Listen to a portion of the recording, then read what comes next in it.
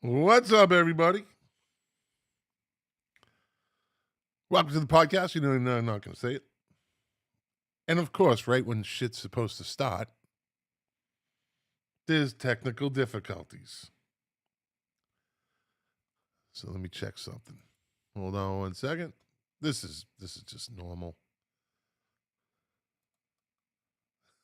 What the hell's going on here? There we go. All right, let's start this all over again. What's up, everybody? Welcome to the podcast. You know, I'm not going to say streaming live right now. Blah, blah, blah. Yeah. Yeah, I like this song. Not my song, YouTube. Not my song. I don't own it. Fair use. This is Nico Rubio. You know I love my female singers. Jack knows nothing about this stuff. I don't even think Jack seeks out new music anymore. I really don't think he does. I think he just he's living off. He's like that rock star that's living off that one-hit wonder, right? He knows old stuff, but I don't think he knows new stuff. I don't think so. I don't think he looks for it anymore. I think he's lazy. I don't care if Jack's watching or listening or, you know, as a matter of fact, well, here he is. Hey, I can't believe I'm not even on camera, and you're already starting with me. You didn't hear what I was saying, did you? I heard everything that you said, and it's all dirty, dead. What do you think of this song? Slanderous lies. I like it a lot. Yeah, it's a rainy night here in Boca. It's a nice moody song. She's a new artist named, like I said, Nico Rubio.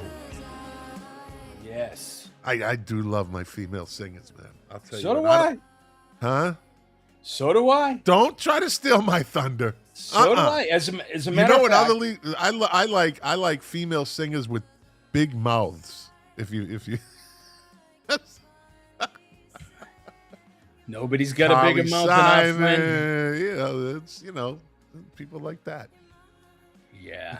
We as a matter of fact, you know, seeking out new music and in particular female singers on Tuesday night. My daughter and myself and a couple of friends are going to see Emil in the Sniffers at the MGM. I don't know. I don't not like them, but I don't see the attraction to it. I don't know. High energy show, really fun. You know, although I'm not I love female singers, right? But I'm not a big fan of female lead singers in rock bands. I just think they try too hard. Like Chrissie Hynde? Well, Chrissie Hynde was just cool, right? She was just Shirley Manson. Shirley Manson could control a stage. Like, she knew how to command. And I'm talking like these rock hard, like Ann Wilson? No. All right. I don't know. Maybe I don't know. Maybe just a few of them. All right, great argument. That was a what's fantastic up, motherfucker? Where you been, boy? I've been traveling. I think since the last time we spoke, I've been in Florida 3 times. Nowhere near you, unfortunately, or fortunately, depending upon how you look. Fortunately for me, I've been to Mississippi. I've been to California. I've been to Phoenix. I've been everywhere, boy. I've been everywhere. I was in New Jersey yesterday, and I'm going to Puerto Rico on Wednesday. Oh, okay. All right. So we have Big Head Todd. I'll put it up here, I guess. We have somebody that's actually watching us. Big Head Todd. Woohoo! I have to do all this. Hold on. Let me do a little thing here. All settings. Let's get the background opacity. Opacity. Is it opacity or opacity? Opacity. Opacity. You like that? Yeah, but I don't like where the box is. I don't like where it's kind of just taking over part of the screen. So I can't close it up. Oh well. Let's move it. Size it. I'll make it smaller. I don't know. It's gonna cover half your face. I don't know if I want to do that. Anyway. Yeah, so he the only reason I waited a half hour for you, Jack, was because Big Head Todd was like, "Oh, is Jack gonna be on? Is Jack gonna be on?" I do apologize. I ran a little bit late. Had a quick bite to eat with Deborah and Vanessa, and here I am. All right. So Summer how is are funny. you? Huh? How are you?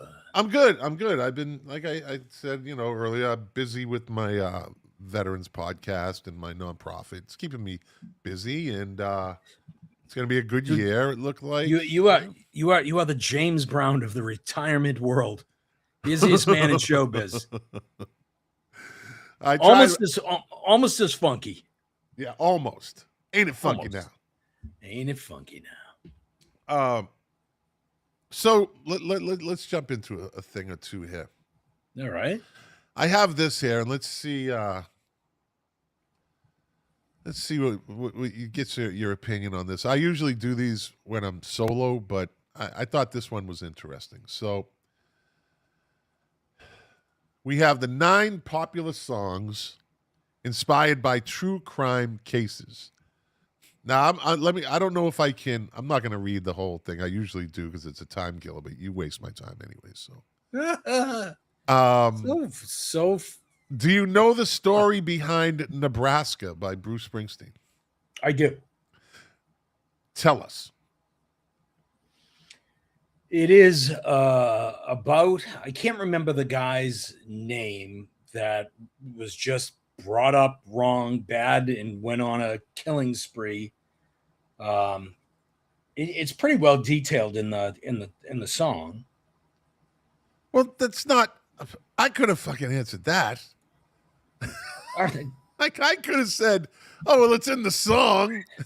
Well, it is in the song. I don't remember all of it. I asked you if you knew. I don't remember the specific details of the actual crime. Then you say no. The answer is no. But no. You don't go. Yeah, I do. You were so confident.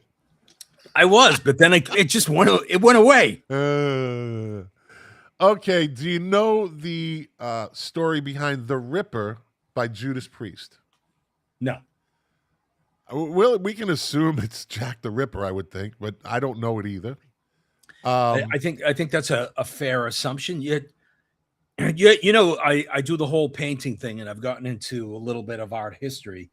There's actually a painter called Sickert that there are theories out there that he was Jack the Ripper. Okay. Yeah. Suffer Little Children by the Smiths. I know what this, of course, I kind of know what this is about. This is a lot to do with, we'll say, child molestation. It was a big deal. It was a big case, and when the Smiths created this song, it was really controversial. They were like, "Are you fucking kidding us? Are you wrote a song about this?" Yeah, I don't really want to talk about that too much. Polly by Nirvana. You know the crime behind this? I don't. Okay, we're gonna find out. See how good I'm getting at that? Yeah, good. I'm glad. The Lonesome Death of Hattie Carroll by Bob Dylan. I know this story. Okay, I was gonna say you're a Dylan guy. Let me know. I know this story. So Hattie Carroll was a kitchen worker at a club. I think it was down in Baltimore. So it was kind of like one of those social clubs. And there was a guy by the name of William Zanzinger whose parents owned a tobacco farm. Big money family. And he had come into this event where Hattie Carroll worked. He came in already drunk. Apparently, he had come in from a flight. They had been hitting the booze hard and continued to do so. What year was this? I'm sorry. It had to have been kind of the mid '60s. Okay. Yeah. This is that song is off the Times They Are a Changin'. Okay. Record. So I mean, you got to be talking I don't know, 63. 60, yeah, I was going to say 64, 65 maybe. Yeah, something like that. In any event, he was like super demanding. Apparently, she wasn't moving fast enough, and he struck her with a cane, and she ended up having a heart attack. So she didn't die from blunt force trauma, but the trauma of being abused and hit the way that she was hit caused her to have a heart attack, and he ended up getting arrested, going on trial, and they sentenced him, even though it was declared as murder. They put him in jail for like 6 months. I don't know. I don't want to get into that rabbit hole, but I don't understand how someone can still kill somebody and they get like 15 years. And they're, you think it should be life? Should be longer. It should, yeah. Like, understanding the levels of the charge, but still. I don't know. Well, not. I don't know whether you want to get into it or not, but the premise behind the song is not only the story of how she was murdered, but it really kind of speaks to the racial injustice at that time, right? Yeah, so, yeah. all white juror. Oh, so Hattie Carroll was a black woman. She was. Oh, yeah. Okay. Yeah. 10 kids. I had an Aunt Hattie. That's why I'm not going to pick the name and go, oh, she must be black. She's Hattie. I actually had an Aunt Hattie. She lived to be 101. Wow. But yeah, I get it. Okay. Yeah. And just like Hurricane, the all-white jury agreed, right? Yeah. Same type of theme. And but again, he had come from a very prominent family, knew politicians and judges and all that stuff. It's actually, if you ever have an opportunity to listen to it, it's a very compelling song. I do like story songs. I'll probably go listen to it. It is, strangely enough, it is one of my favorite Dylan songs. Okay. Although I have a lot of favorite Dylan songs. I think we both know what I don't like Mondays. I think there's a lot of confusion about that song, though. My understanding of this song is this girl literally did this. She shot up a schoolyard. She killed a janitor. She shot some kids. And, the whole thing, when her father asked her, she said, it's because I don't like Mondays. But I think there was a deeper story behind her. I don't know if she was gay or if there was something she was troubled about or something like that. I think over the years that story's gotten a little bit muddled down, for lack of a better term. But what is your take on it? Well, like all of these songs, I think there's a lot of different interpretations. The way that I actually understood this story was she wasn't even at the school. Her house. No, she wasn't. It wasn't her school. You're right. Yeah, it was across. She lived across the street from yes from a school. She didn't kill a janitor. I think it was the principal. Oh, okay. That she actually killed. But injured, I think eight or nine people. Okay. But she was mentally unstable, and that was the response that they gave her. Oh, my buddy Dave Egan just joined in. Yeah, what's up, Dave? I'm sorry, Jack. Is he a the Winthrop boy? Winthrop boy, yeah, I know. He was friends with Egan. We knew the Egan name in Winthrop. Yeah, he was. Dave was friends with my brothers actually. Yeah. Not going to hit the lottery, but Mass could help me. I don't want to get into politics, Dave. Okay, we're gonna find out. 15 minutes. But you're right. Chrissy Hind was at Kent State at the time. You know who else was at Kent State at the time? You know who else was there? Some of the guys from Devo. Oh, wow. Okay. Yeah, the Devo guys were there. And some of them were actually there. I didn't know that this song, which is probably one of the most loved songs of the 70s, prove me wrong. Dancing in the Moonlight by King Out. It has to be in the top 10 most loved songs of the 70s. I have never met anybody that did not like that song. Dancing in the Moonlight. I've always loved that. It's. Song. I mean, I've. You know how I do these music things on Facebook. Which song do you like better? every once in a while, I put Dancing in the Moonlight against Brandy, and people lose their minds. It is an absolute almost impossibility to pick which one you like better. I love them both, but for me, I it's always do been too. Dancing in the Moonlight. It's so fucking hard though. It's such a great comparison because they both have that one thing that a song needs. I don't know. In this case, is it the catchiness, the lyrics? It just makes you fucking feel good, right? It's just such a perfect song. But we're gonna find out. All right, so Nebraska, the sixth studio album, blah blah blah. Okay. From the point of view of Charles Starkweather, who went on a killing spree in the 50s, Starkweather had his first taste of blood in 57 when he killed Robert Culvert while the pair fought over a gun. that happens. But his most infamous crimes began January 58 when Starkweather killed his 14-year-old girlfriend's family.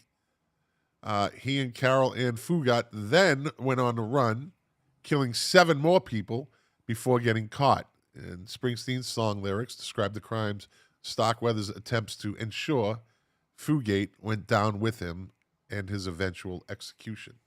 Okay. Let's see. The Ripper, Judas Priest, the song Jack the Ripper. Before you totally leave Nebraska. Okay, yeah. I know. I actually, I don't really even know where do you stand on Bruce Springsteen? Were you a fan? Here we go. Well, you asked, right? Yeah. You asked. Yeah.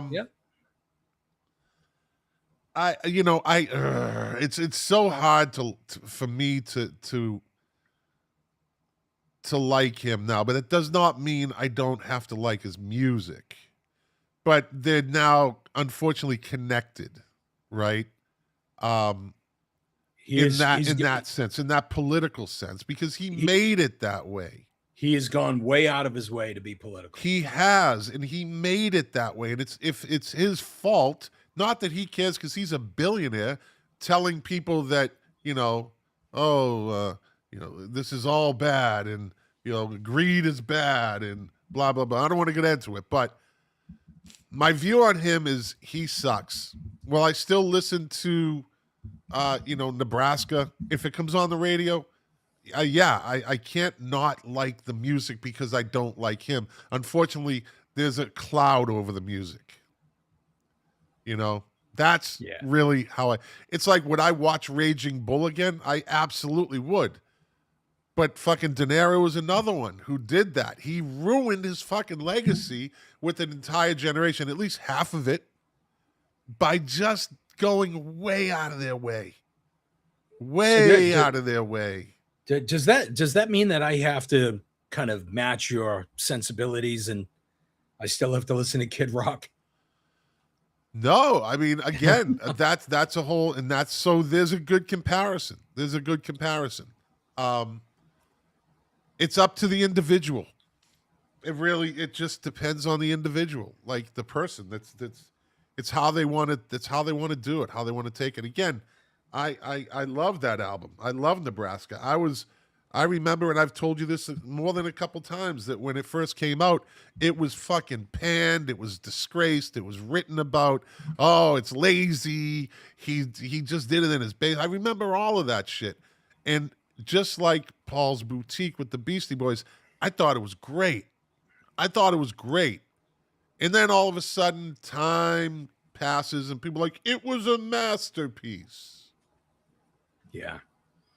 And I know you remember hearing about this album, and he ripped off the band and blah, blah, blah, whatever. Yeah. I mean, for me, it took me a little while. I didn't get Nebraska right out of the gate. I wanted the big arena anthem rock, Born to Run, or what would become Born in the USA, which strangely enough was actually written and meant to be part of Nebraska. But it just didn't fit. I've grown to Nebraska is probably one of my favorite albums. And one of our boys, Warren Zanes, wrote just a great book about that whole story and the process and where Springsteen was and the mental illness that he was going through and everything like that. you know, Let's there go- was the basis of the film Deliver Me from Nowhere. But I'll tell you, great rock and roll book if you're into it. Okay. And I will tell you, just before we like close out, you know, that part of the discussion, I've always felt like I've been able to kind of separate, you know, when Pearl Jam or Bono or Neil Young or Sting or whoever get political up on stage, to be able to kind of like disregard it. But for me, you know, Springsteen just played Boston 2 weeks ago. Yeah. And I did not go. I was tempted to go. You know, I've seen Springsteen a ton of different times. But for me, it was the politicalness of not only his message and the way that he started the show and whatnot, but it was the set list that he was trying to make a political statement where I was just like, I don't want to go down and hear all this. I just want to go and have fun. Exactly. So You know, let's, he's fine. You know, and look, you know, our beloved president can call him a hack and a dried up old prune, and he's no good and he's washed up, but he's still selling out everywhere. selling out everywhere. I might have to question that, but he's selling a lot of tickets. He is selling out everywhere. All right. It's not a hill I want to die on. But let's get into some chat. Dave Phillips says, I'm here. Hello, Jack. Dave Phillips said that. Hello, Dave Phillips. Bob Doucette jumped in with Diamond Girl was a good one, too. That is a hard one to not like from the 70s. I mean, Seals and Crowd had a couple of, had more than a few classic 70s, right? Absolutely. Patty said, hello, guys. When did you come on? 7:30, Patty, because Jack was late. And Big Head Todd begged me to let him come on. Please do the show when Jack comes on. I got the text. I'll show it to you. Oh, if Jack wants to come on at 7:30, let him come on at 7:30. I miss Jack. You know, for those of you that are watching, just so you know, I was persona non grata from 6:45 to like 7:15. Speak English. Don't speak Greek. What was the text that you said? Hold on a second. Here it is. I'm eager to do the show if I get back in time. You're kidding me, right? Don't bother. Don't bother, because it's fucking. I was ready. I had content ready for this. Don't bother. I said don't bother because I had content ready in like 40 minutes before it was supposed to come on. Home. You decide I might not make it. 40 minutes before I go on. So then I have to go chase down. I'm not done yet. Then I have to go down and chase new content down. Let me finish. And then I have to chase down new content for fucking you. And then you're like, well, I might be able to make it. And what was the text I said? Don't fuck me over on this. That's right. You did say that. I sure fucking did. All right, let's get on with the comments. Let's see. I had to finish my sushi. Perry Dedovich, the AI, light-fingered Perry Dedovich. Dancing in the Moonlight has a better chorus than Brandy to me. That's a good take. Dave Phillips says, oh, don't age yourself now, Dave. Dancing in the Moonlight was the theme to the Winthrop High School class of 1976 senior prom. And unfortunately, that time Dave was 30. Dancing in the Moonlight was the 70s version of Is It Sauce or Is It Gravy? Is it David Lee Roth? Is it Sammy Hagar? Dave Phillips was 30 at his senior prom. Big Head Todd the Wet Sprocket says, just say no to Bruce Springsteen. I'll assume that was that part of the conversation. Dave Phillips, King of the 45, says Springsteen is in the Michael Jackson zone with me. Yikes. Wow. Yikes. Todd says lies, all lies. Nope. He did say it to me. And Bob Doucette says one more 70 song, Kodachrome. I think we could go down a whole list of classic 70 songs. But there's something about Brandy and Dancing in the Moonlight that just stand out. They're both great. They just stand out. Yeah. But here's the cool thing. You don't have to like one over the other. They're both fantastic. Yeah. They are. But I just like to see what people think. So moving on, So Jack. the story behind, and maybe you're getting to it, but my understanding of the story of Dancing in the Moonlight, it wasn't written about a crime per se, but the guy who wrote it got the shit kicked out of him by a gang. And when he was in the hospital recovering, to cheer himself up, he was writing songs trying to create an alternate universe for him. I did hear that. I did hear that. And by the way, I don't remember the guy's name, but he actually recorded it with his band. And I think they were Canadian, I think. Right. But it went nowhere. But his brother liked the song and took the song and brought it to his band, King Harvest, and it was a huge hit. And it's been iconic for many, many years, and it's featured on a bunch of commercials now. Yes. The Ripper, of course, Jack the Ripper. We don't have to go any further with that. Let's see. Ooh, look at that toe. I know. Suffer Little Children by the Smiths. Let's see. Morrissey and Johnny Marr wrote the song Suffer Little Children on their debut album, inspired by the Moors murders. That's what it was. Did you ever get to see the Smiths? No. Yeah, that's definitely one of my regrets, because I definitely had the opportunity. Yeah. I was a late bloomer when it came to the Smiths.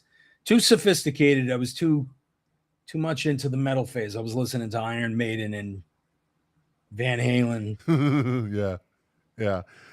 Ian Brady and Myra Hindley were responsible for at least 5 murders between 63 and 65, burying the bodies at Saddleworth Moor. The case captured popular attention in the United Kingdom, particularly because Myra Hindley spent so much time insisting she was innocent. The song includes the names of 3 of the child victims, referenced to their burial sites, and the insistence that the children's spirits will haunt Hindley for the rest of her life. Okay, there you go. Polly, Nirvana. Cobain began recording versions of Polly as early as 1987, eventually releasing the song on Nirvana's second album, Nevermind. It was inspired by the kidnapping, assault, and torture of a young teenager from Tacoma, Washington. The girl had accepted a ride home from a rock concert, not knowing that the man had already been convicted for abducting and assaulting a 12-year-old girl nearly 30 years earlier. She was able to escape the man, and he was caught the next day. In a controversial twist, the song Polly was from the point of view of the rapist, and supposedly to make men recognize how dangerous these kinds of things can be. You know, what's the song by Stone Temple Pilots? Rush? Yeah, that was, from my understanding, that was in reference to, remember the girl Polly Klaas in California? The dude literally climbed through her bedroom window and kidnapped her. No. Yeah, that was that was in the, I want to say the mid-90s maybe. Yeah, there's a lot of references to that. He actually said it.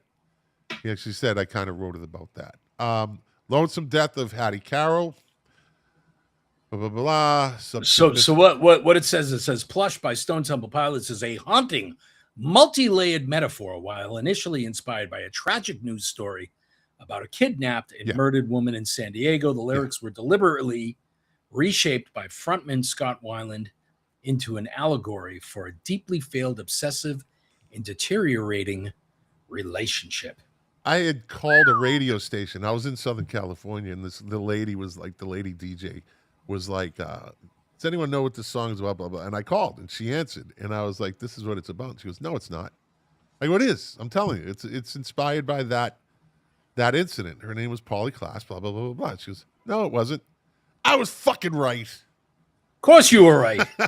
Smartest man I know. Just because she's a DJ doesn't mean she knows everything. Let's see. Bob Dylan is well known for political commentary. Lonesome Death of Hattie Carroll, no exception. The killing of Hattie by Billy Zangzinger in 1963. You're right. As subsequent miscarriage of justice. Zangzinger assaulted multiple black employees in the Emerson Hotel, including Hattie Carroll, who ended up dying from brain hemorrhage. His lawyers argued he wasn't responsible because he was drunk and she had pre-existing health problems, succeeding in getting the murder charge dropped. The sentence for assault and manslaughter was only, you're right, 6 months. Fact that Dylan's song uses to disprove the idea that all's equal. I Don't Like Mondays. Here we go. The Boomtown Rats released I Don't Like Mondays. I can't believe that came out. That came out, what, 80? 79? 79. Yeah. Fine Art of Surfacing. It's based on the 79 Cleveland elementary school shooting where the shooter explained her reasoning as I don't like Mondays. 2 adults were killed and 8 children and 1 adult were injured. The only explanation was that the killer was bored. The song tries to come to grips with the senselessness of the crime, eventually settling the fact there was no good reason.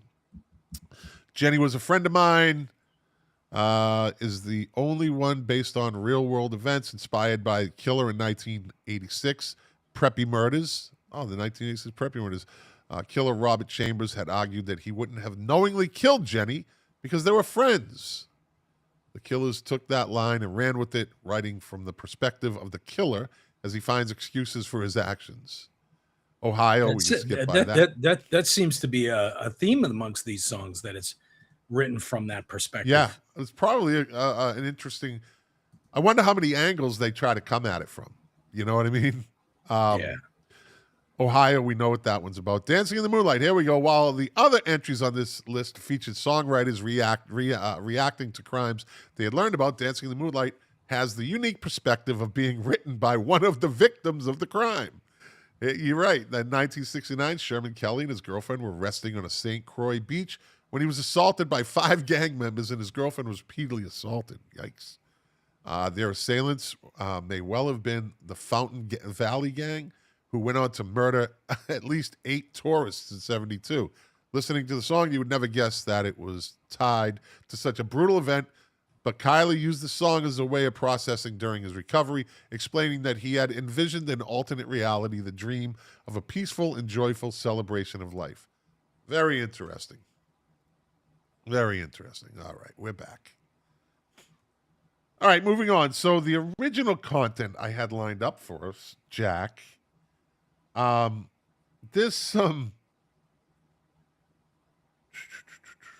get this.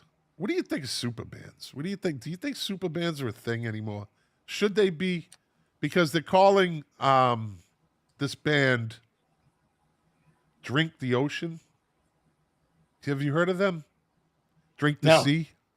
No. Drink the Sea is a band that includes REM's Peter Buck, the Screaming Trees' Barrett Martin, and Queens of the Stone Age's Elaine Jonas.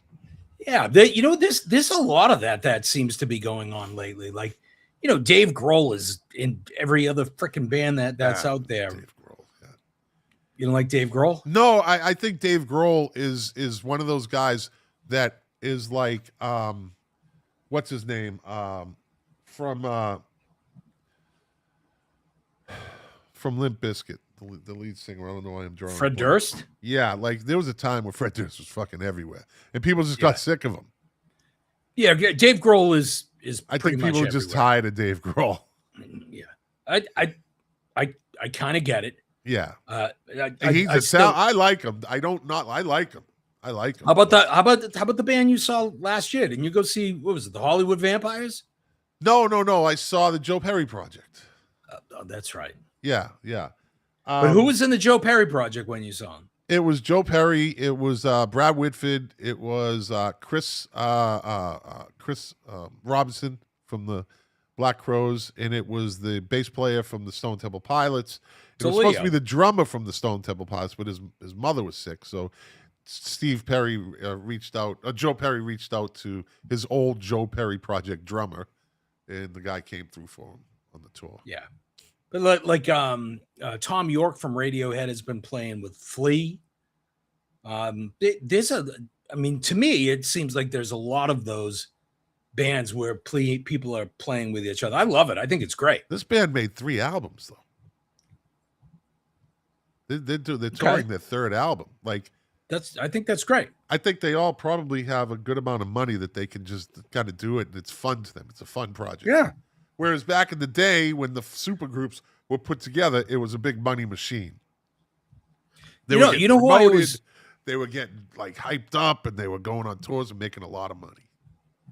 I always appreciated who did stuff like that and didn't care about the money because he had probably more money than God anyway, was Bowie. Yeah. Bowie went out. He played keyboards for an Iggy Pop tour. Yeah.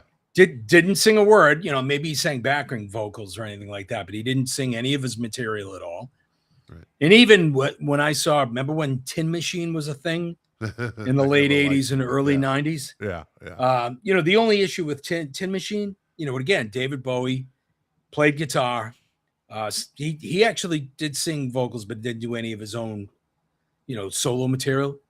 The problem with that band, they sucked. They sucked.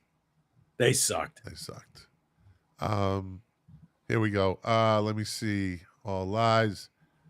Oh, Dave Phillips, king of the 45s. He said, it's coming. F you, Scott. He was 30 years old at his senior prom. Bob Doucette says, even though the Beatles didn't perform Helter Skelter about the Mansons' killings, it was about other crimes. Yeah. They just took the term about the Mansons.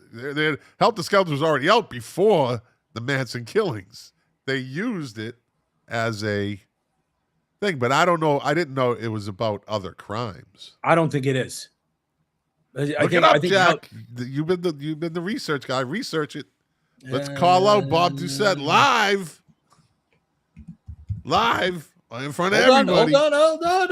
I know. I'm hyping this, Jack. Jesus. So it says, written by Paul McCartney for the Beatles' 1968 White Album, Helter Skelter was originally a tongue-in-cheek attempt to write the loudest, dirtiest rock and roll song imaginable. It is considered one of the earliest precursors to heavy metal. Let's see. Oh, okay, Bob Doucette's like defending himself. He's right. That was a question. He said with 3 question marks.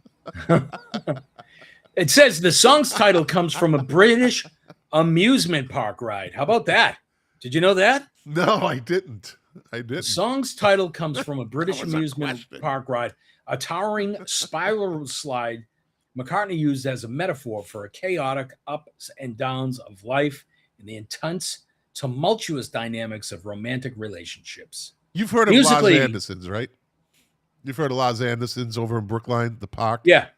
My father used to take us over there, right, when in the springtime and sometimes in the summer, and like he would break out his little black and white TV that was probably fell off the back of a truck. I think he had 27 of them in his dark room, right, and he'd watch like a Bruins game on a Sunday.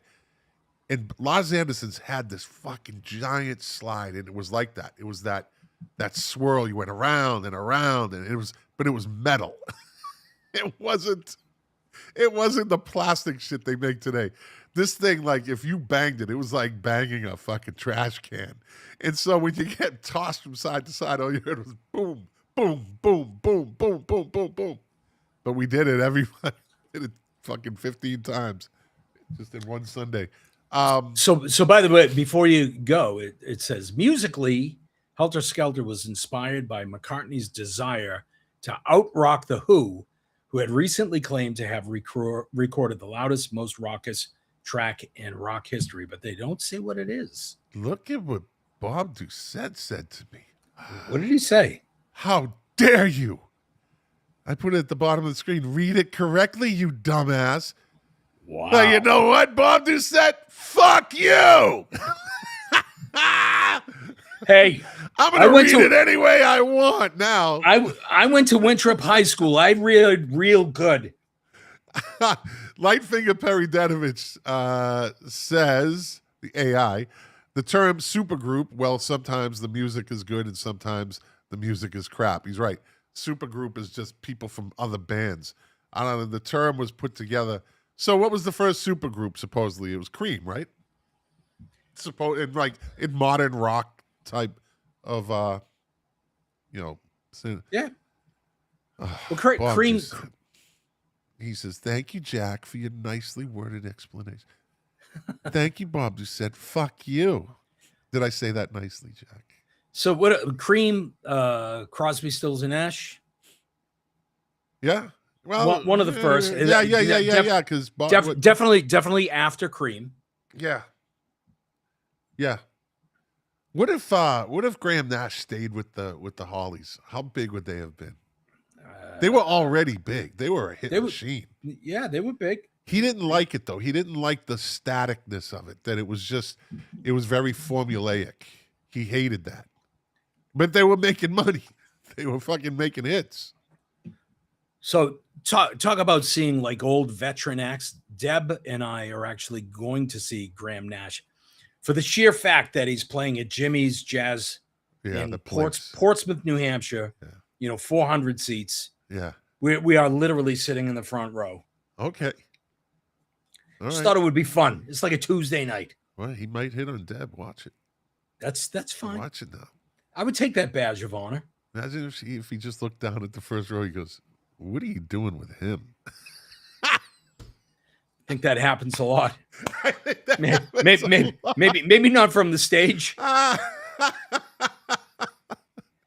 Walking down the street. It's either that. It's like, oh my God, isn't that nice that lovely woman is taking her grandfather out for a walk? He looks demented. So now we got Dave Phillips, King of the 45s, piping in on Helter Skelter. Manson used the title. How come I can't see I'm going to put it up there. It's just it's cutting into you, and I'm trying to keep you on the screen. All right. That's all right. Let me see. Manson used the title of Helter Skelter when he sent his people to go out and commit Helter Skelter and kill people. Well, what does he mean by commit Helter Skelter? Dave, stick to your 45s, buddy. Stick to Dancing in the Moonlight at your senior prom when you were 30. So it does say here. It does say here for those of you that are interested. But it doesn't explain what Helter Skelter means. There is a Manson misinterpretation. Tragically, the song was hijacked by cult leader Charles Manson. Yes. Manson bizarrely interpreted Helter Skelter as a secret, apocalyptic prophecy predicting a race war in America. He and his followers used the twisted concept to orchestrate a series of brutal, infamous murders in 1969, basically bringing an end to the hippie generation. I added that last part for a little color. Thank God for that. But they're all back anyways. Helter Skelter, Jody McDonald. Hey, Jody, how are you? Welcome to the show. Helter Skelter came before those crimes, and it refers to a merry-go-round. All right. So we have a whole bunch of, and Dave Phillips says Helter Skelter means go crazy. Yeah. So Jack, look up the definition. Just Google the definition, or just ask AI. I don't even use Google anymore. It's too convoluted. So Helter Skelter is an adverb. Read the book, Scott. Helter Skelter is an adverb and adjective that means acting in a hurried, confused, or highly disorganized manner. Thank you. It describes situations characterized by chaos, rush panic, or a lack of orderly planning, much like this show. Yeah, when you call in 40 minutes before and say, it's Helter Skelter! Might not I gotta find some content.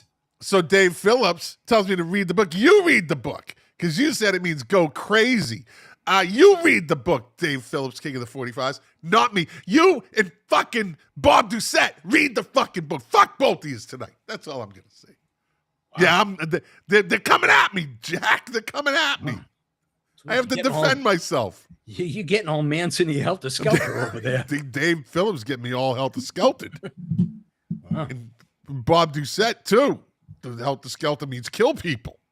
Dude, you should be a lot more relaxed as a retired individual. I don't like Mondays. Do you even know what a Monday is anymore? Well, actually, with all I do, I try to take Monday and Friday off and squeeze it all into the middle of the week. Maybe I should alter that. But also drinking this hyperactive turbo iced coffee that I always drink before this show. That doesn't help my... I'll probably get to bed at 1 a.m, in other words. But hey, I'm retired. I can do that. Uh-oh. What are you walking away for? What the fuck? This guy. What's he going to go get another tuna fish sandwich like he did before?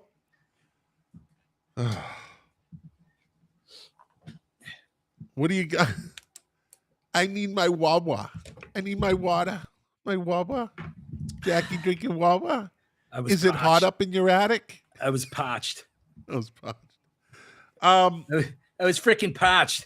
Let's get to something real quick. Here in New England, I was parched. I wish I had a tonic. Yeah. Yeah, run down the store and get me a tonic. Get me a tonic.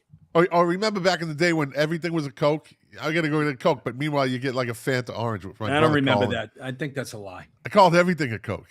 Everything was a Coke, and then you just like go in and you grab a Fanta orange. Mom, I want to go down and get a tonic. Sure, here's a note. Get me a pack of Camels. All right, let's run down this list. All right, so we got a lot of tours this summer, a lot of questionable, I would say, tours. See, look at that. Dave Phillips and Bob Doucette went quiet. I think I put them in their place. Oh, they stopped watching. Oh, they just. All right, so we got this. It's called. This is labeled under the mega packages and festivals. The Generations Tour. Have you heard about the Generations Tour? You don't know. The Human League. Soft Cell, which isn't Soft Cell. There was only two of them. One of them died recently. So the main one, the singer, died, but okay. And Alison Moyet. What do you rate that concert? I have to rate it high because Deb and I are going to it. Are you really? We are. I always liked Alison Moyet. I like Soft Cell and I like the Human League. So it's not you know what? Yeah. We're going in there with low to no expectations. Yeah. I don't know when the last time that the Human League ever toured. I've certainly never saw them. Right. But we just thought it was fun. It wasn't a lot of money. It's at the Wang Center in Boston, which is a beautiful theater. Right. So yeah, we're going to that one. Okay. All right. The Totally Tubular Festival. You heard about that one? Yes, but I don't remember who's in it. Thomas Dolby, A Flock of Seagulls, The Motels, Animotion, You're My Obsession. This is like a lot of bands that had one or two good songs, right? The Escape Club, The Wild Wild West, Pew, and that song, and Tommy Two-Tone. That motherfucker's still around, living off one song. Wait, they both replied to me. Bob Doucette playing Battlefield and My Squad Needs Me, and Dave Phillips, fuck you, Scott. The book written by I can't read the rest. Fuck you. That's the second time tonight he said fuck you. All right, I'm going to take this. This is insulting to me. I will take them down for a minute. Okay. Rate that concert. You know what? I would rather go see just the Motels. I think you're right. I think you're right. Yeah. You know what? Again, can Martha Davis handle it anymore? Like, I don't know. Go thinking you're going to see Martha Davis and she's fucking 70. Well, is Martha Davis in the Motels anymore? I believe she is. She is the Motels. Yeah, maybe not. I assume that you're right, that she's still in it, but there's no guarantee. Look, Deb and I, last year, we went to 80s, I think it was called 80s Live. And it was Flock of Seagulls, Big Country, The Vapors. God, who else was there? China Crisis. There were like 5 or 6 bands, and I went in there. It was like, I don't want to go to this show. This is gonna suck. It was the most entertaining show. Okay, because they all came out and they did 1 or 2 songs. Yeah. They just played their hits. Nobody came out and said, "Hey, I want to take you through my play off my new album, my new record that I wrote in my basement. It's my homage to Nebraska." Like Icicle Works were there, and the guy came out and he did "Whisper to a Scream," which I always loved that song. Yeah. That's still a great song. Yeah, he came out and he did that one song and he got the fuck off there. Are those that's I think were those guys, or they had a heavy influence by from Adam and the Ants, because that Adam and the Ants had that original beat, that the 2 drummers, and then of course they became Bow Wow Wow after they kicked Adam and out. But that whole drum sound, they kind of really cornered the market on it. But Icicle Works, that's a great song. Yeah, that is a great song. All right, Billy Idol, but he's doing his Vegas residency. So No. He's coming to New Hampshire. You know who the opening band is? who's that? Devo. Because it says here, new wave and pop rock icons hot in the city. Billy Idol, Vegas residency. It doesn't really say. He's playing up here in Guilford, New Hampshire, and he's playing up at the Main Bank Center up in Would Bangor. you go see him now? I would go to that to go see Devo. Okay. All right. Rick Springfield. But what do you think of Rick Springfield? I would not pay a penny to see Rick Springfield. All right. Men at Work. Well, of course, you'd have to go see Men at Work. I would rather see Colin Hay solo. Yeah. Really? It's the same thing. Oh, you're talking acoustically? Yeah. Yeah. I would go to that too. I would go to that too. Yeah. We've seen Colin Hay a couple of times. He's actually really good. Oh, I mean, his voice is still great. Very That's charming. really why you go to see him, because of his voice, right? Still has the voice. I mean, calling it Men in Work, I get it. You sell more tickets that way, but it's basically Colin Hay and a bunch of other guys. Okay. All right. Look. The reality of it is at their height of their popularity, it was Colin Hay and a bunch of other guys. Yeah. Well, I think that so MTV made them unique. Like that the saxophone player was a very unique looking individual. Like there was people that stood out in that band. He passed away, by the way, but here's the thing. You know, look, we have an astute and intelligent audience listening to us right now. I would offer hundreds of dollars if anybody, Bob Doucette, Dave Egan, any of them could name any one other member of Men at Work. No, you're right. Yeah. No, you're right. All right, here we go. Fucking Dave. You always had those types of bands. You know, Jack, Matchbox 20, Rob Thomas, and those other guys. Oh, don't say anything about Matchbox 20 with Dave Phillips I like is on the Matchbox show. 20. Fuck Matchbox 20. Fuck Dave Phillips, king of the 45s. Jack, ask Scotty about the songs he's been posting for us to rate. So I do this thing, rate this 80s song or this 90s song or this 70s song from 1 to 10. And I just pick these random songs that were, this motherfucker, I don't know what, he stopped listening to music in like 1970, after his senior prom when he was 30. Well, why don't we poll the audience for everybody that's listening right now? Let's rate Scott's Rate This Song. I give it a 10 because no one else is doing it. Let's see if we get any responses. I entertain everybody with those things, 1 to whether they 10, like it or not. Rate this song. They have no place to rate anything that I do because none of them do anything like that. They live to see my posts. I still can't see the comments. All right, I'll put it back up. I took it down for a second. There's nothing there. I know you like to have control over these things, but come on.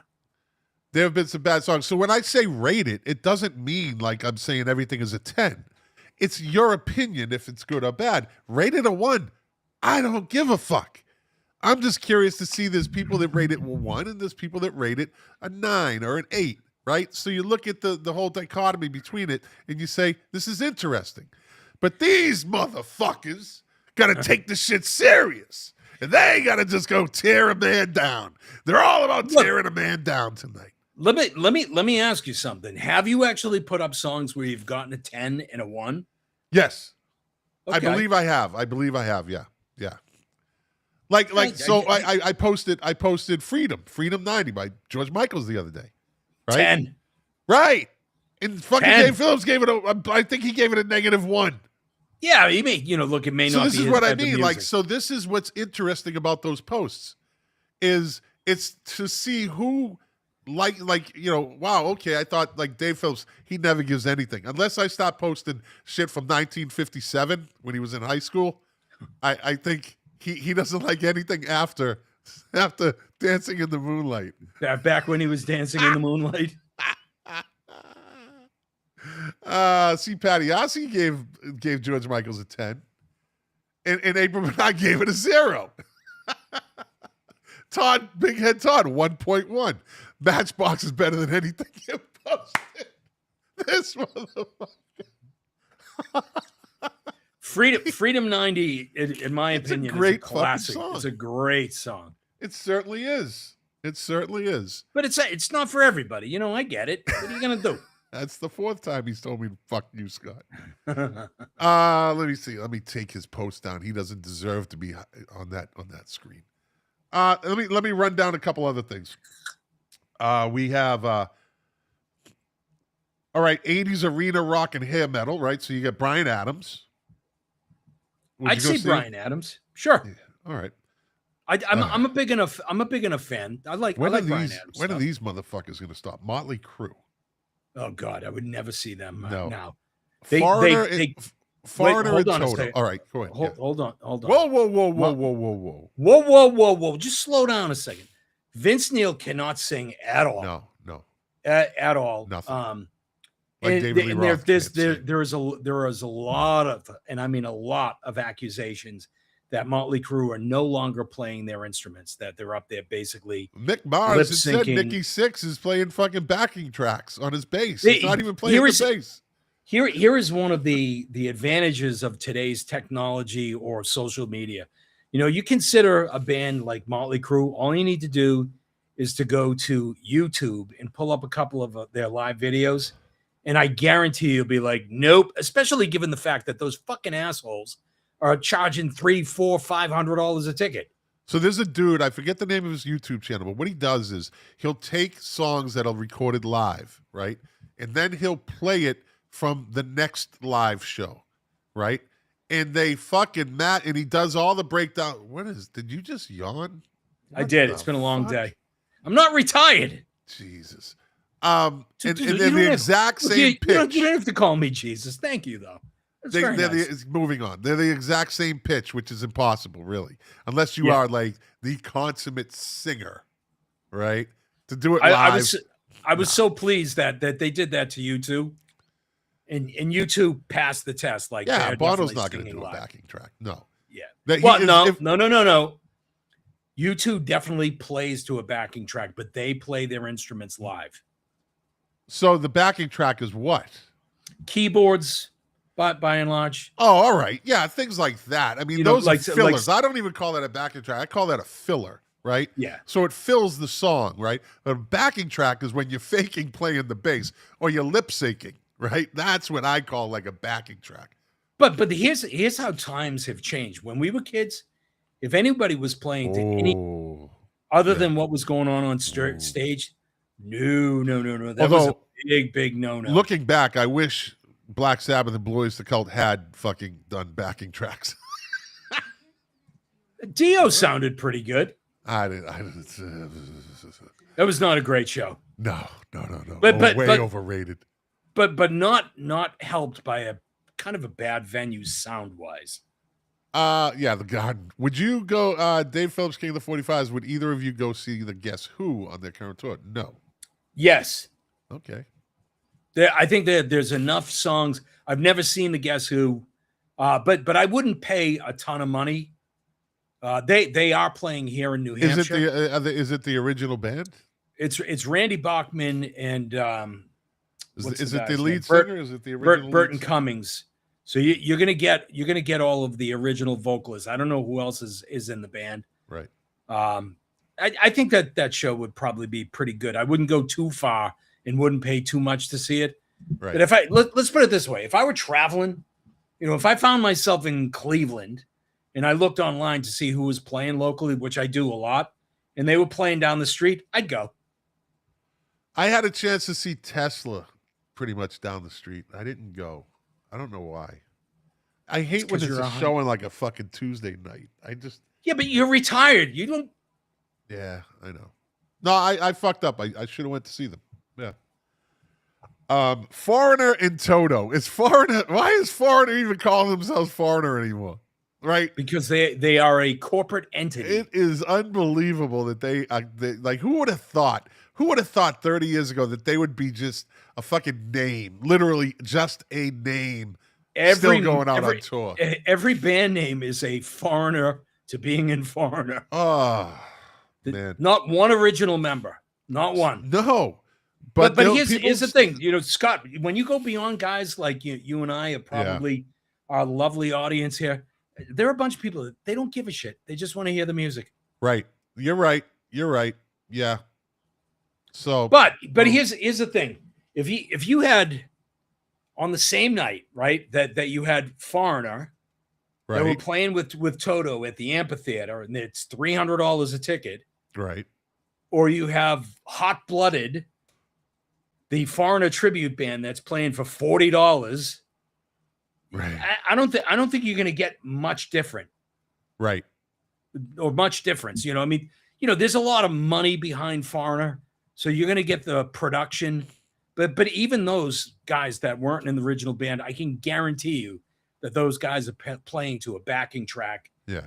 and have enhanced vocals or whatnot.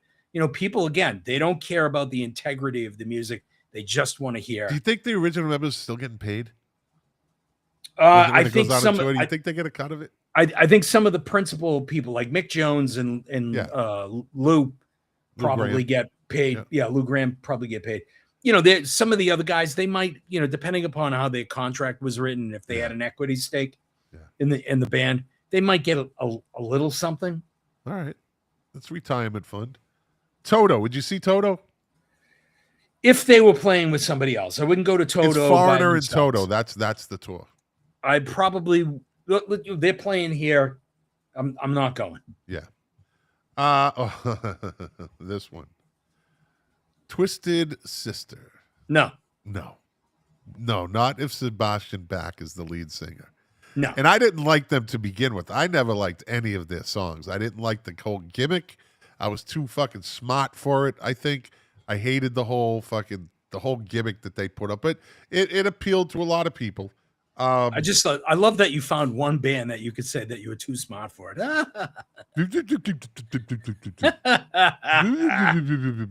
What about Rush? That's a tough one.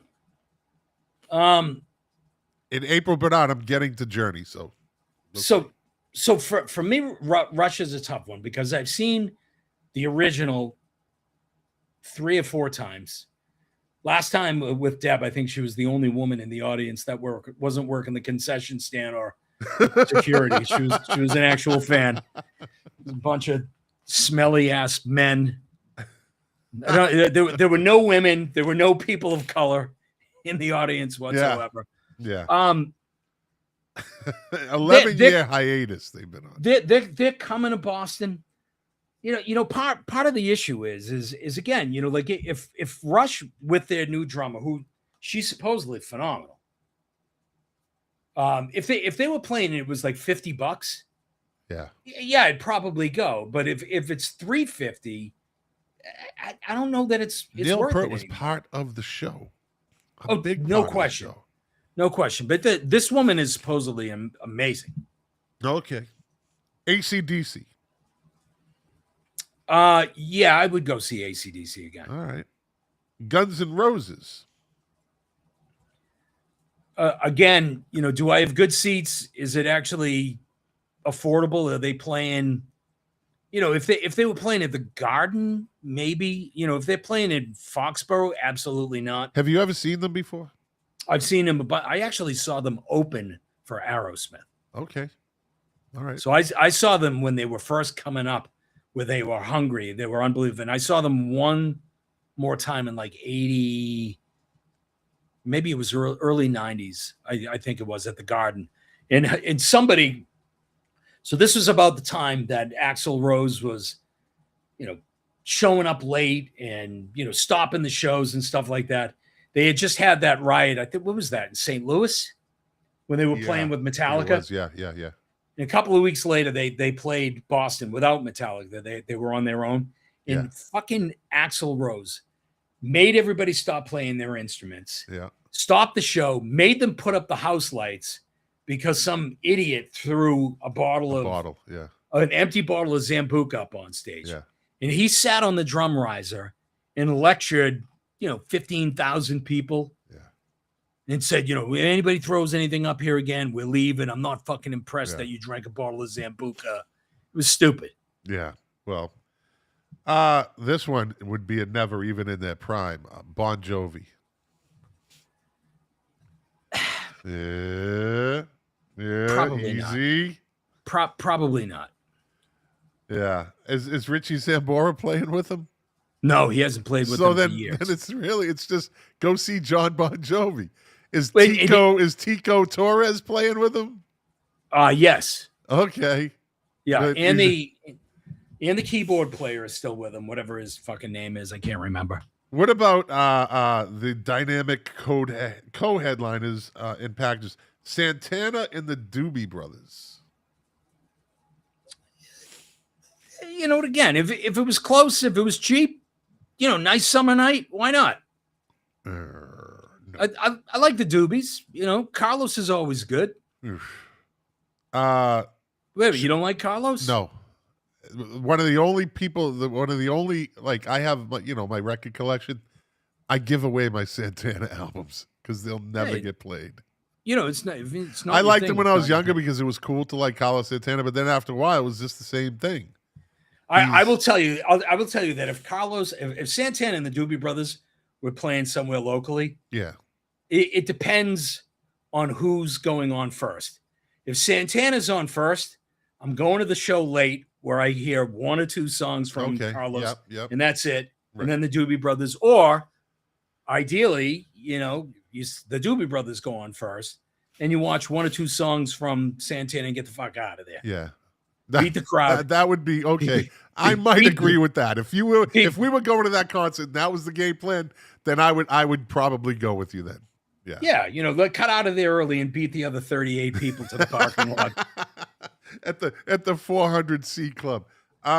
Chicago and Styx. No. That would be a concert where I would say, let's go see Chicago, and then if Styx is coming on, we're leaving at intermission. It would be. I think Chicago would be an entertaining show. I think it would be. So a couple of years ago, Deb and I saw you two out at the Sphere. Yeah. And I had to stay out there because I was traveling for business, and Deb went home, so I had the next night to myself.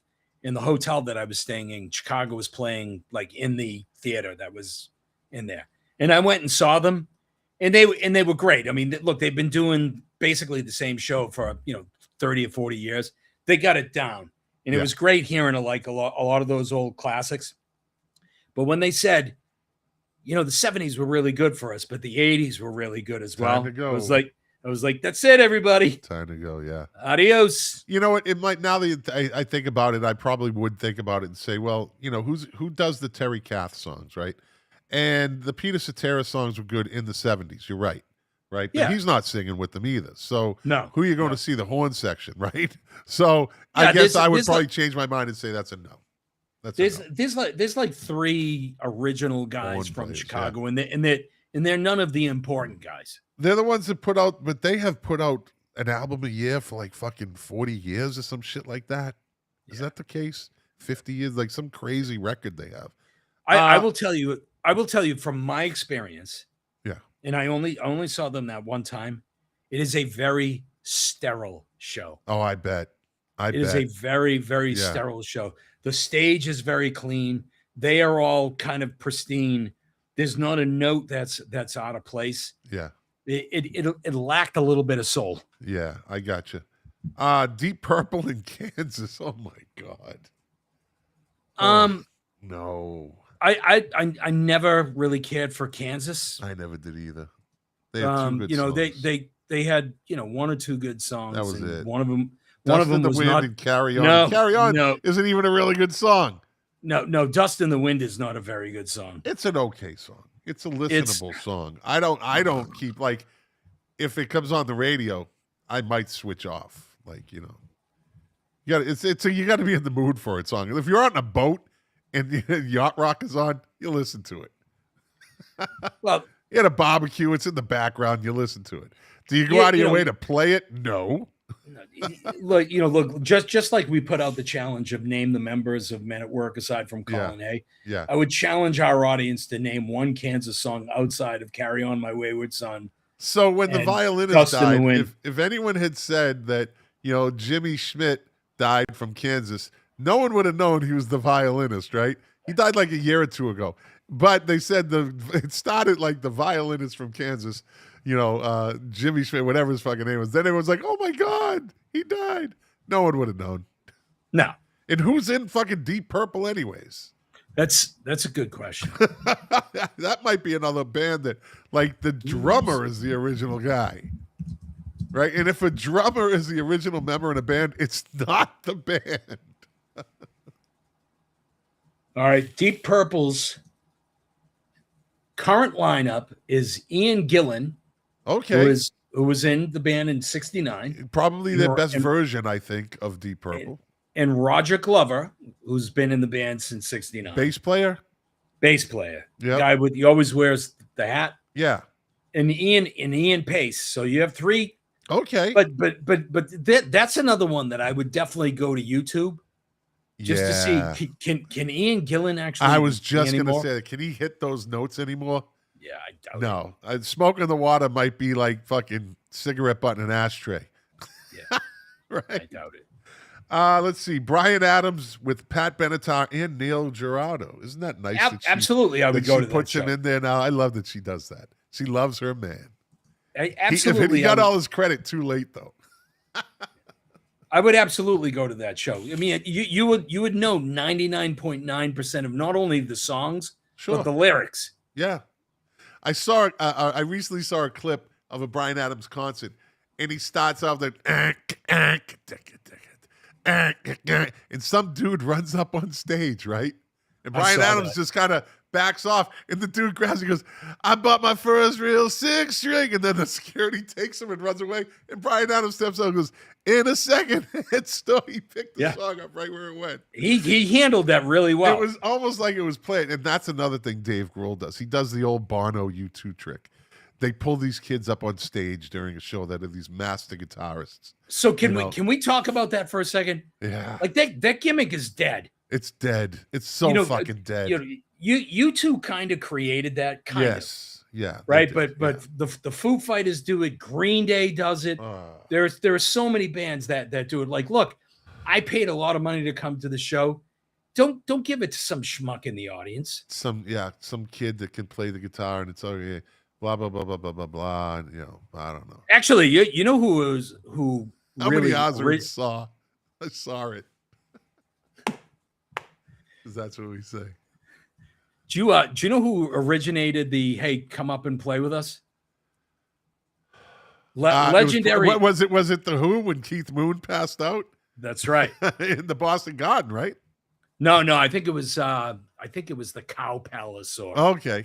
Cobo Hall, one of those places. Yeah. Were you a Pat Benatar or a Blondie kid? I like them both. No. If you had to put a poster up in your room, who was going up? Pat Benatar? No. Or let's put it this way. We're living in Boston. Yeah. Blondie's playing at one venue. Pat Benatar is playing at another. Yeah. I'm going to see Blondie. Me too. Yeah. I had the fucking 4-foot, maybe 5-foot poster of Blondie up on my wall in my room. Yeah. She was she was hot as hell. I've seen Pat Benatar a couple of times and she's great. I saw her too. I saw her live. Yeah, she was great. She was great. The first I'm just saying looks wise, like, because they're both like that same little pixie type, look. The first time I saw Pat Benatar, the opening act. Yeah. Johnny Cougar.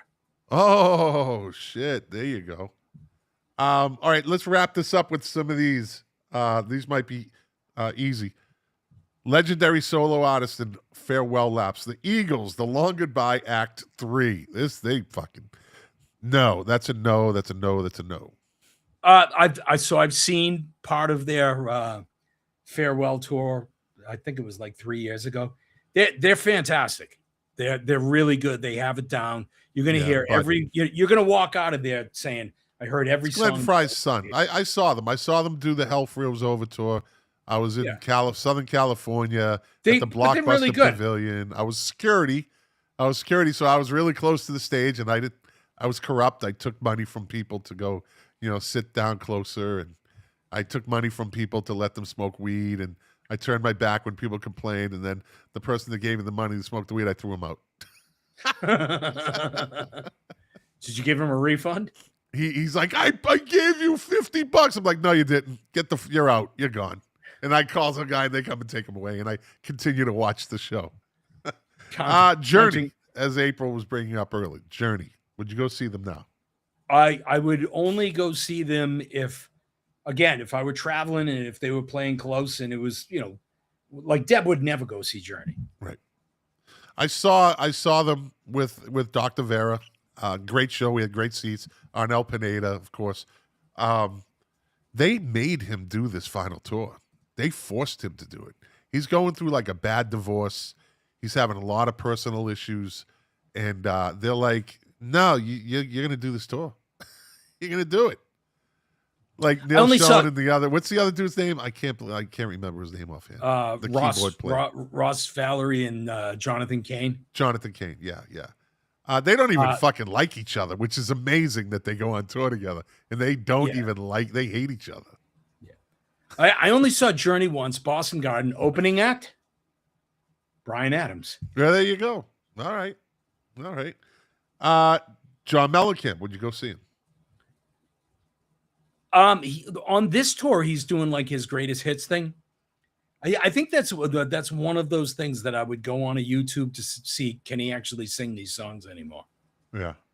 I mean, the guy's been smoking 4 packs of cigarettes for as long as we've known him. I saw a video of him from, I don't know, 3 or 4 years back. He was doing a show and he had the fucking suspenders on. He had the fucking pants up over his belly, but they call him like Grandpa Long Pockets. Like he had the fucking long fucking pants.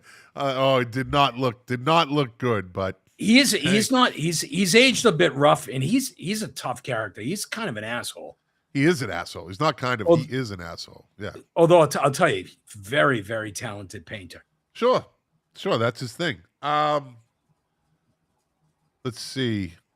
Oh, by the way, April, Journey with Arnel Pineda is really good because he sounds just like Steve Perry. And he is very active on stage. Like, he is very active on stage. Yeah, but he puts on a really good show.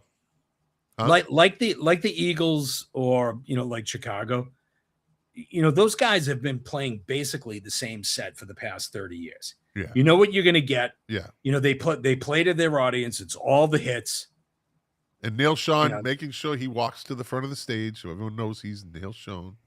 Yeah, the only thing that's crappy about Journey, and you keep going. I just need to look at something real fast. Yeah, Paul Simon. The Quiet Celebration Tour. He's a legend, but I thought he lost his hearing. I thought that he couldn't sing anymore. I don't know. It says a rare and intimate summer theater run. No, he's definitely on tour. There's no question about it. Yeah. But it's intimate. It's not like they're not big venues, I guess. The place that he's playing here in New Hampshire is an 8,000 seat venue. Okay. Robert Plant and Alison Krauss and Roger Daltrey all in one show. By the way, Robert Plant and Alison Krauss, if he starts singing with her, you ain't hearing shit but that fucking music. That Alison Krauss music. He's got a thing. I don't know if they have a thing or he loves her, man. He's toured with her a couple times. Yeah, and I like that stuff. Yeah. I don't know if I like it enough to go out of my way to see it. And to see Roger Daltrey, literally like Tommy, he's almost deaf, dumb, and blind.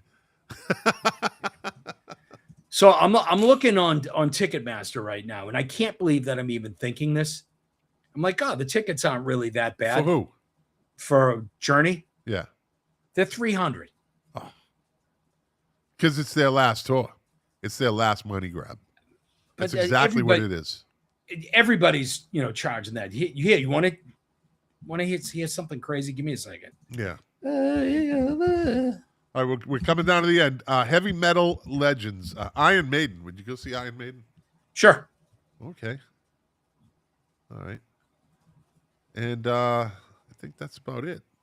Hold on a second. So Paul Simon is playing in Guilford, New Hampshire, and his tickets are, let's see, the gold hot seat package, which is about 12 rows back, is $658. Fuck that shit. But here's the good news. What? Scott, that includes all of the fees and stuff. So nothing on top. Oh, well, then that makes a difference. What was I thinking? Oh, shit. Well, let's go, Jack. Fuck that. Is Oasis ever going to tour again? Do you think Oasis will tour again? Yes. Okay. Yeah. I was thinking of that the other day. I'm like, was this a one-off? Are they going to record again? Are they going to put out a new album? Are they going to do all that stuff? You think they're full-blown back together? I think so. Okay. All right. I think so. All right. So the other thing that Deb and I do. Would you see Motorhead without Lemmy? I'm sorry, April's asked that a couple times. No, I wouldn't either. No. You cannot replace Lemmy. I'll tell you, I so wish. I love that I gave this to my brother, but I almost wish that I didn't give it to my brother. I went to see Paul Stanley at the Channel. Paul Stanley was doing a solo tour. He played the Channel with Warrant opening up. Oh, and I went up. I was like, I need to get a beer, and I was standing at the to get a beer. Yeah. And I looked to my left, and Lemmy was sitting there. Oh. So I chatted with him for a couple of seconds, but I got a Lemmy autograph on a Channel cocktail. Oh, that's beautiful. And I gave it to my brother Jimmy. Oh, you fucking idiot. Oh shit.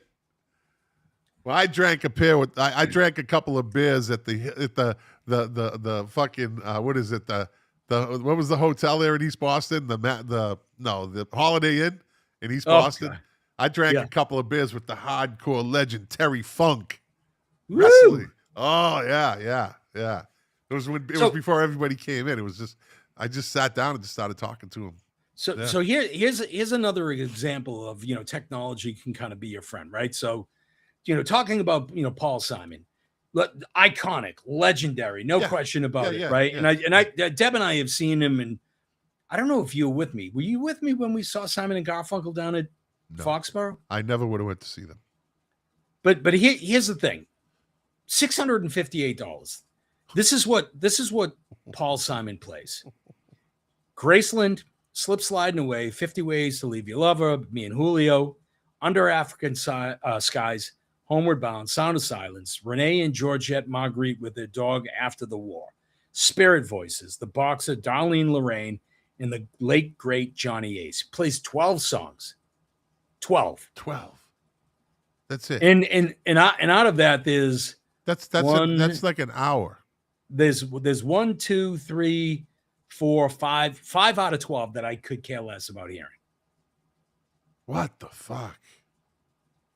Like it started off like okay, but again, so do you go and expect to hear the Paul Simon that we all know and love, and you get something else? Like when you go to see Morrissey, you're going to hear Morrissey. You're going to hear his voice. It hasn't changed that much. You're getting what you paid for. When you go to see Paul Simon, are you getting that voice that sang, The Boxer and Me and Julio? And like, are you getting that? How old is he now? He's got to be close to 80. I think he's high 70s. It's got to be close to 80. He is, let's see. 81? He's 84. 84. That's what I thought. Like, what are you getting from that? What are you going to get? He's 84 years old. And he never had a big, strong voice. So what are you getting? So here's another show that he played. So he played a much longer set list. He plays 24 songs. But remember, you're paying $658 a ticket. Jeez. And this is you tell me how many songs you'd be excited to hear. He starts off with the set one is the 7 Palms. So he plays The Lord, Love Is Like a Braid, My Professional Opinion, Your Forgiveness, Trail of Volcanoes, The Sacred Heart, and Wait. I don't know one of those songs. Any of them. None of them. So then set 2 is Graceland, Slip Sliding Away, Train in the Distance, Homeward Bound, The Late Great Johnny Ace, St. Judy's Comet, Under African Skies, Renee and Georgette Magret with their dog after the war. Rewrite, Spirit Voices, The Cool, Cool River, and Me and Julio down by the schoolyard. So you get 5 songs that I knew. Yeah. Out of that. Then the encore, Darling Renee, Lorraine, Something So Right, 50 Ways to Leave Your Lover, The Boxer, and then he does a second encore doing The Sound of Silence. That is a lot of new material for $700. Whew. That is just, I could go say I saw Paul Simon. Yeah. That's what you're paying for. When he was 84. And again, never had the strongest voice. As a matter of fact, never had a strong voice. He had a particular style of, he had an easy, but he wasn't a powerful singer. He was a good singer, liked the way he sang, but he never hit high. He never hit hard notes. What's his most aggressive song? Me and Julio, right? Probably.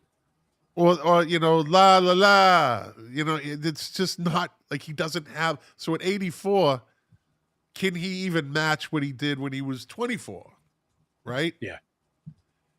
I don't know. Maybe he trains his voice a lot. There's a lot of singers that will do that. A lot of them don't. That's why Sammy Hagar can still sing like Sammy Hagar. He might not be able to hit those really high notes. And I noticed that with Kurt Smith from Tears for Fears. He can't hit those high notes anymore. I think I've said this a number of times on this show. A friend of mine who was a bit of a singer, he told me that men grow out of their voice as they get older, and women grow into them. Yeah. But is that really the case though? Like there's got to be some women out there that don't really match what they could do. But I don't know. Maybe thinking about it. Dude, I saw Aretha Franklin. I saw Aretha Franklin literally weeks before she died. Yeah. And she came out and I was like, oh God, she looked frail.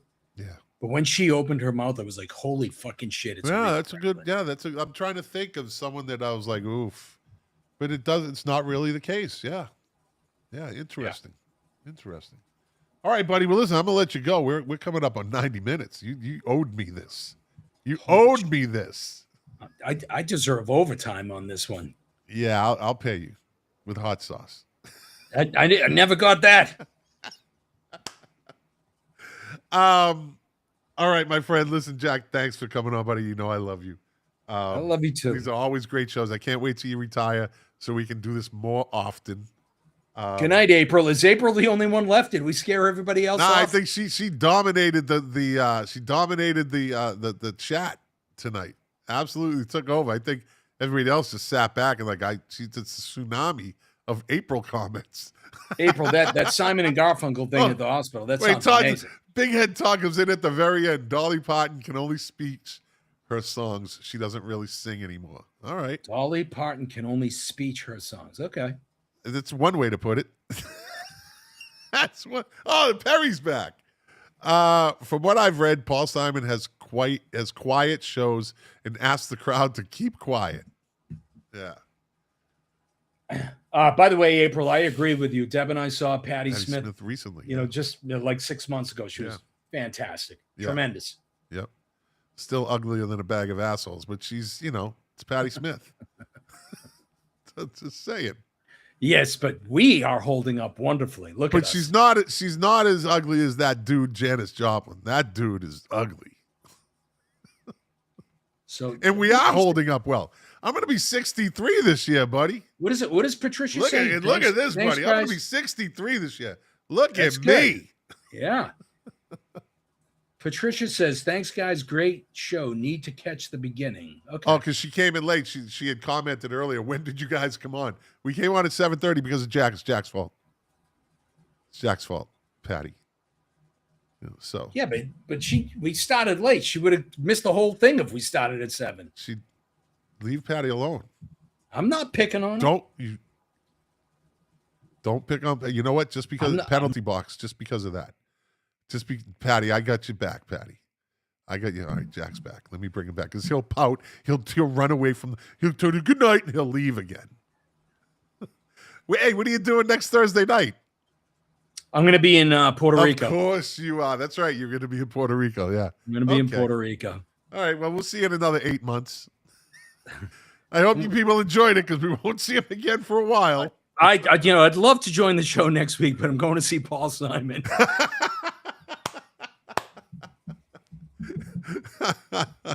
Hey, I want to thank everybody for coming out. Just if you wouldn't mind shutting the fuck up. Shut up. I need la la la. I'm going to whisper La, my la, way la. through the sounds of silence. So La la la la la la. Shut La up. la la. Excuse me. La la la la la la la la. Shh. It's like being in a fucking Catholic church. Good night, All everybody. right, buddy. Hey, Jack. Thanks, buddy. Thanks for coming on. See you This later. was great. Bye-bye. And are you gonna leave? You're gonna just jump right off like that? You gotta go. You gotta go nighty night. Get off the show. Get off. The show. I just said good night, everybody. Thank you so much. I saw you looking down at your mouse. You were getting ready to log out. No, that's not true. All right, stick around for 30 seconds. All right, everybody. Thanks for watching. Thanks for listening. If you like it, share it. If you didn't like it, well, thanks for watching and listening for 1 hour and 30 minutes. 31 minutes. We appreciate that. I know. This is Gonna a new be sore in record the for Jack. morning. April said hugs. Patty says she got it at 7:30. She's defending herself. I get you back, buddy. USA. USA.